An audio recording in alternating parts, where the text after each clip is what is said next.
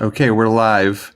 All right, Ma, I'm going to put, we're live now. I just have to make sure we're live on Facebook. So why don't you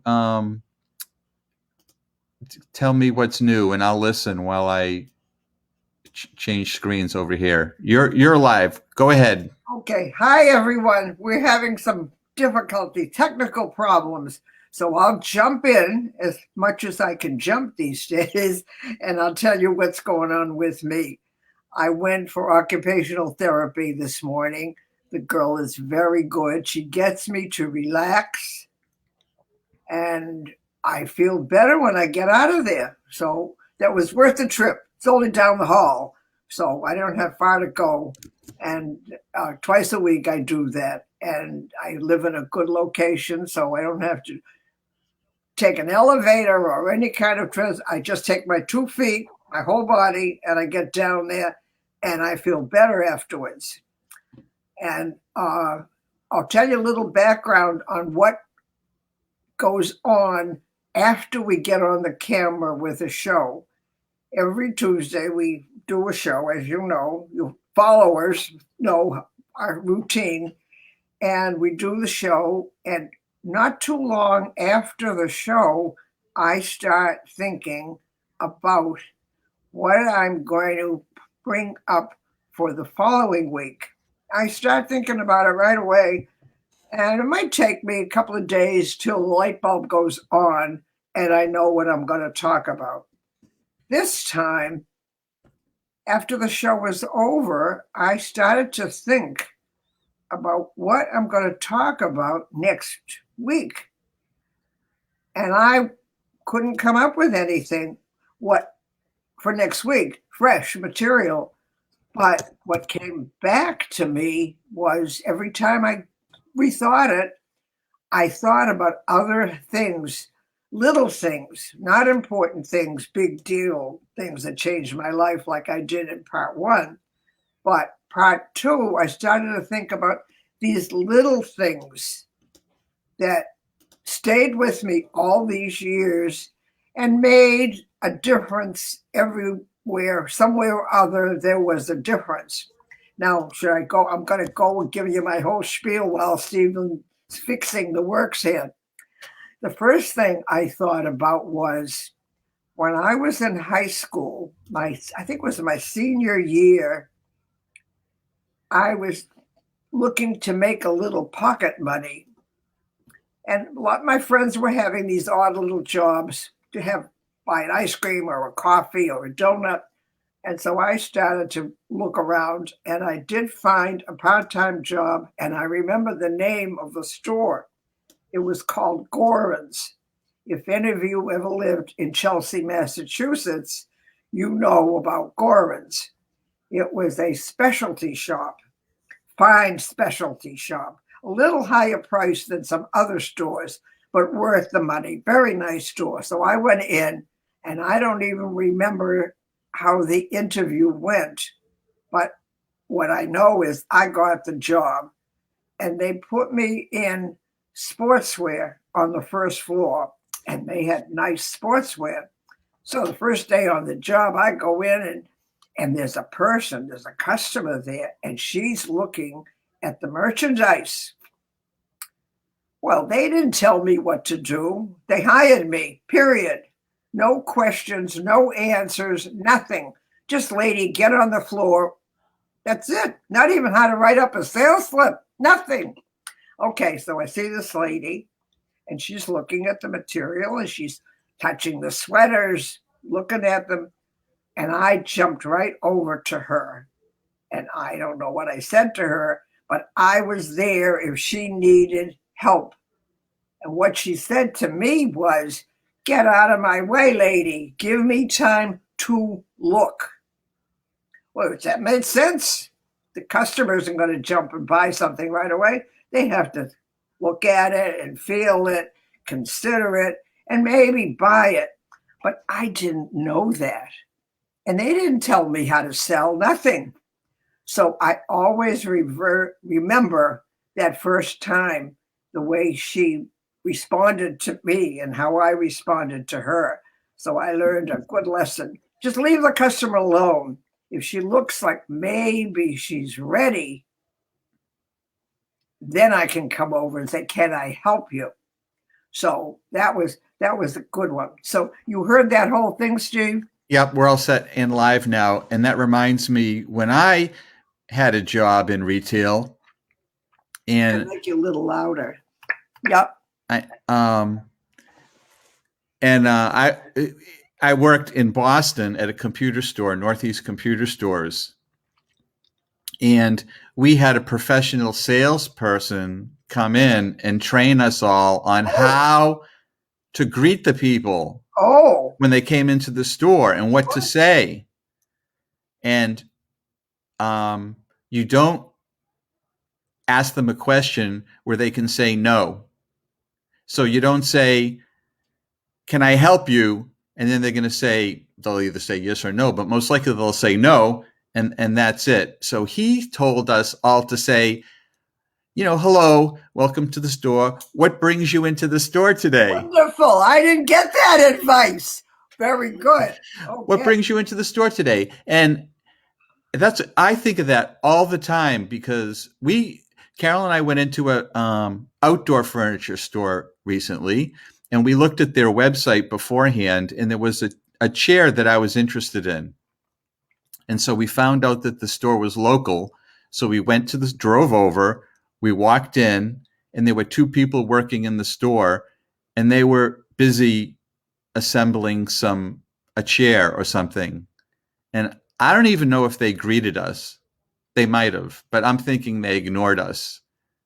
And I looked around, I'm walking around. They didn't come up and say to me, what brings you into the store today? And I would have said, I was on your website and I want to buy this chair.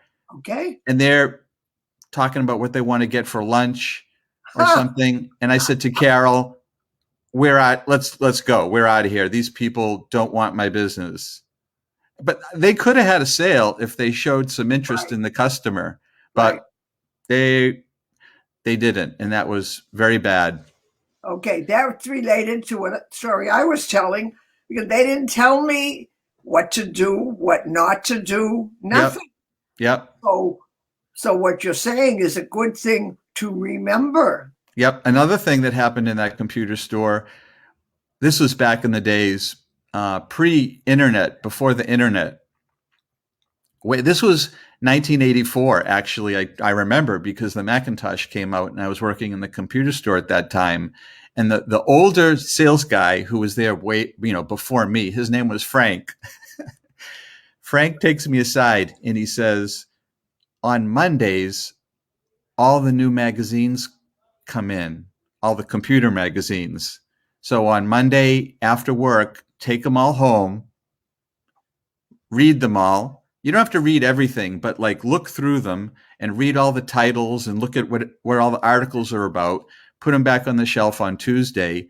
And then when customers come in the later part of the week, they'll say, hey, did you see this article in PC World about this thing or that thing? And you say, yes. And so you're knowledgeable about everything because you're reading the same magazines as they, but you read them right away. So Very that good. was great advice for Yes. me. And I did that every week, and it worked all the time. And people would come in and they say, what do you know about this? And I would know about it. That's good. Okay, I have a few more tidbits that Great. were meaningful to me, and I remember them. They're no big deal, like moving to Chicago or making some major move, but it's another little thing I thought of.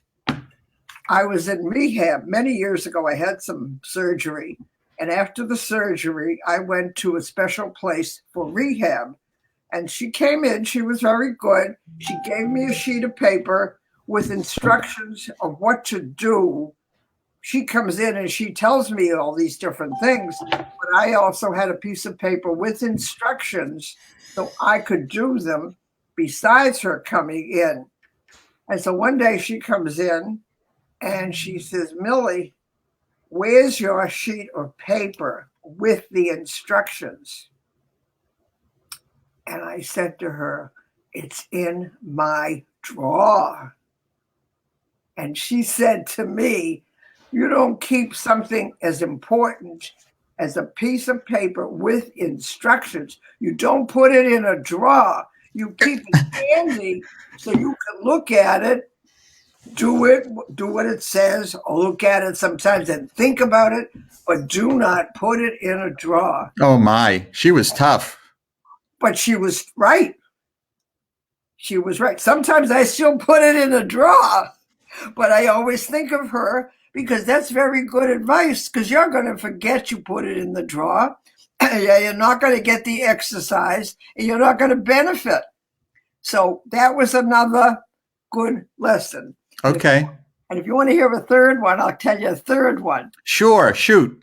Okay, the third one is about Avon, selling Avon.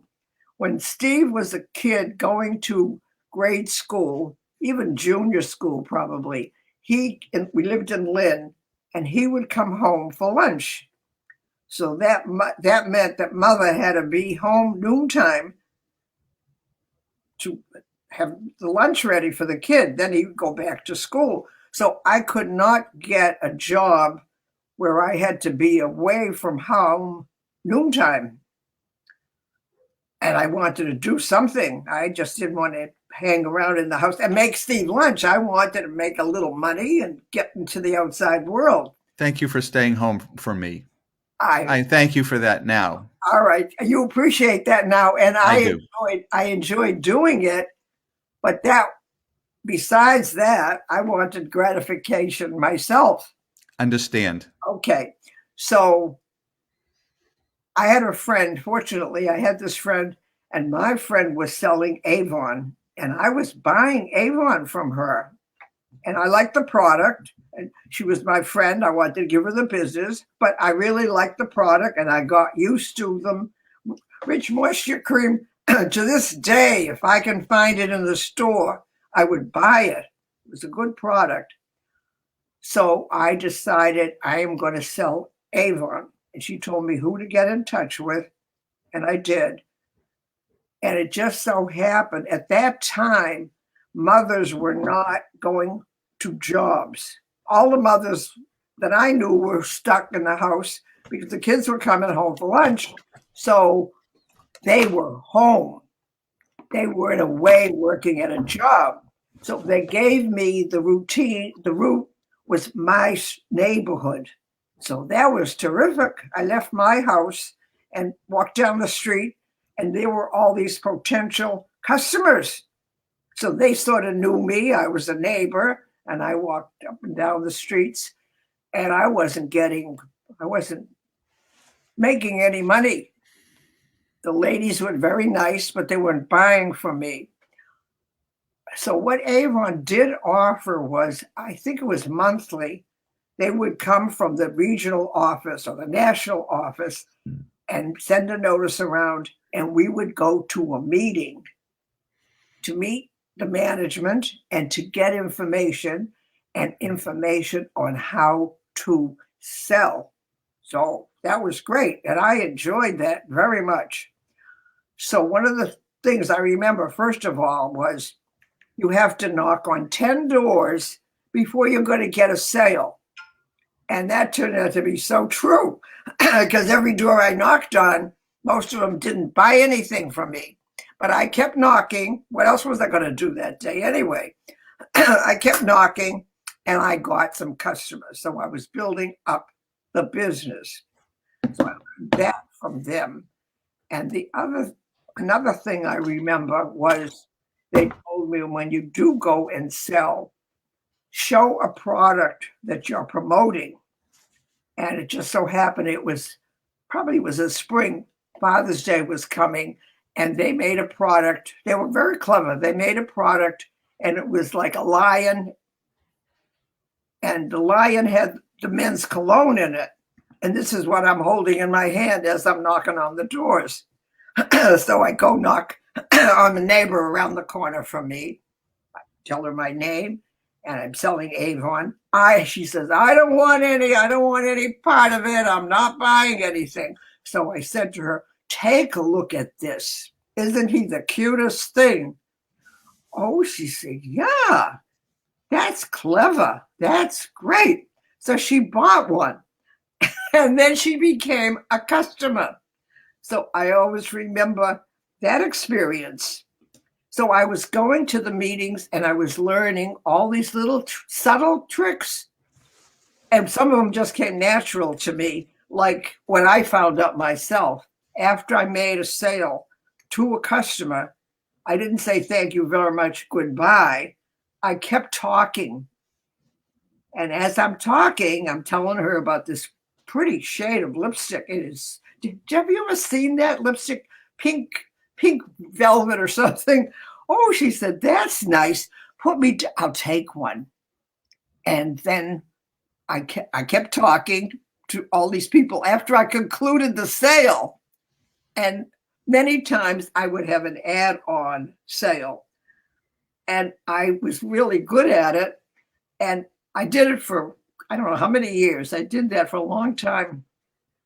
And then the final thing developed from, they gave me a reward because I reached a certain amount of money in my sale. So what did they give me? They gave me a diamond chip, a little tiny diamond. Boy, that was nothing I could wear or use. And unfortunately, a few times we had robberies, we had house breaks. And the crooks, they never took the diamond. It was too small. They didn't bother with that one. So, but I had a lot of customers. And what happened was, as the years went by, I had customers. One customer went to college. She went to Salem State. Another customer worked for GE. So I got them to sell for me. So I stopped my selling part of it, and they went out and sold the merchandise, and I gave them a certain commission on their sales. So in the end, I did very well with Avon. And as a matter of fact, when Christmas came, Steve and my husband got involved in packing up the merchandise because I had a lot of stuff to prepare to deliver to the customers. So they took a hand in helping me when I got very busy. I remember that was fun. Okay. Yeah. So because that was taking all the products and then taking them out of the boxes and then sorting them. And then you had to go figure out who got what and putting them all in the bags. And that we all did that together. That was nice. Right. Yeah. So that was fun. As we're talking now, I'm just thinking of remembering something else because I learned a lot from Avon. Now, what was I going to say? Geez, I'll wind that up and just say I learned a lot over the years from Avon, and that was just a little side job that worked out to my benefit. Yeah, I made friends and I made money. Oh, and I got little diamond chips and things like that, and I got the family involved. So that was fun. Yep. Yeah. I remember being told tips on how to get a job. You gave me tips, of course, but I also learned other tips. And this was a little later after graduating, and I was looking for a job. And the tip was to learn all about the company that you can before going there. Because sometimes in the interview, they would say, so what do you know about our company? And if you're a weak person or someone who doesn't think about it, they might not know anything. This was in the time of the internet, so I would go read their whole website, read their company history, read all their product lines. So then they would say, what do you know about the company? And I would know everything about the company. So that would show interest. That's the thing you taught me, show interest in them. Mm-hmm. And then the other advice for looking for a job was, depending on what job it was, if you could come in there and have done the job, like show them that you would know how to do the job. So maybe it was how to design a website, maybe working on the internet for them, or maybe it would be sales or product management. So I remember this one time I went into it was a computer printer scanner company. I forget the name of it. It might have been Hitachi, but they made computer, they made printers, and then they also made scanners, and they made all these products. And so I typed up this whole product plan for them, and they said, what do you have to say, or what would you do in this job? And I said, well, I've come and I have this product plan and for the future, and this is what I think you should do. I think that you should take your printer and take your scanner, and you should combine them into one device. So you could do printing, and then you could on the top have it do scanning, and this is what I think could be a big hit. And everybody at the table was silent, and they all looked at each other, and they look at me and they're like, did you get it inside look at our product development plans? Oh. And I was like, no, I just thought this. And they're like, let me see that. And so it was something that they were developing. And then every printer company came out with something like that. But they were impressed with what I came in with. And then I was mad because they took my product plans, what I had written all down, and I didn't get the job, and they got my plans. Oh my. Some companies would say for a second interview, they'd say, okay, we like you, but this is what we're thinking of doing. Why don't you come back and show me how you would, market this? And then you come in with a marketing plan, and then they're like, thank you, goodbye. So that happened too. But so what happened was, one time I was in management in programming in Boston, and kids came in to interview, and I would interview them. They would have to be working with me, and I would need to see them coding and how good they were, how they knew the internet. And this one kid said, well, before the interview, I took a look at your website, and I think it could be improved. So I rewrote it. And if we bring up this URL, go here, you'll see how I recoded it and changed it and everything. So we go to the page, and he'd spent the time to look at how the website was and redo the whole front page. And we hired that kid because he was exactly like me, that kid. He did so much work, and we were like, he really wants to work here. And he took the time. No other person did that. It was great. He was a valuable person to and have. He actually turned into be a great worker. He was a great kid. That was just an indication of how, initiative he would take on his own to do things. Excellent. So those are the important things that happen in life, and sometimes you're recognized for it, sometimes you're not. But I think hiring managers like to hire people like themselves. I think that's the thing. Okay. And that kid reminded me of me, so I hired him. He was a good kid. Yeah. He could contribute. He had a mind of his own, and he contributed. That's good. So when you think about this is what happened to me. Here I am thinking, I want to get something new to talk about next week. But I couldn't leave what we had done the week before because I had more things to talk about. Yep. But Speaking of that, last week when you spoke about the drawing, that you got the idea to make your own drawing and make it in 3 parts. And that was a very good idea. So that started me thinking about something related to that, different but related. I thought about the time my husband and I were on a honeymoon, and we were in Cape Cod. And in it was a long time ago, and it was a rainy day. It was a terrible day in Cape Cod. You couldn't go to the beach. And at that time, the stores were not open on a Sunday. So that goes back, way back.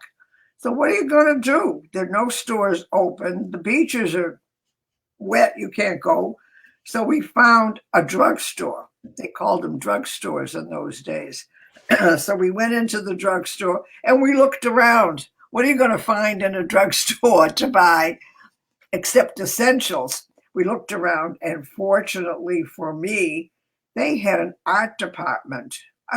Probably was a small, was no big deal, but we looked around, and I found a drawing that appealed to me. It was big. I don't know, 10 by 12. It was a big picture, and it was Van Gogh's Sunflowers. So I went for it right away. I knew about Van Gogh, but I really didn't know about Van Gogh.